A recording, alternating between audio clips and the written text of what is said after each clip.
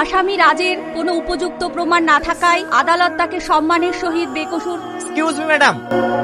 What?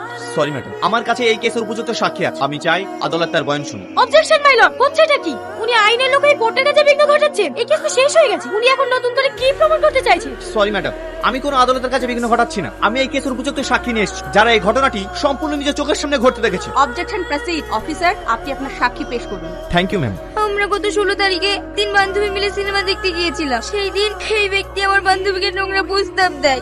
ও রাজি না হতেই ওকে খুন করে।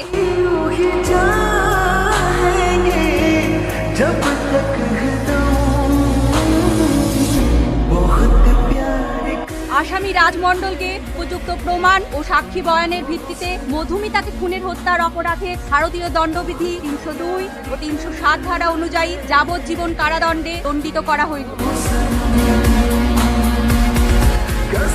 আপনাদেরকে আমি কথা দিয়েছিলাম না, আপনার মেয়ের খুনকে আমি উপযুক্ত শাস্তি দেবো, আজ সেটা হয়েছে। আজ আপনার মেয়ের হাতে শান্তি রয়েছে। টনি, আমাকে হারিয়ে তুমি খুব খুশি তাই না? কিন্তু না, আমি কখনো হারতে শিখিনি।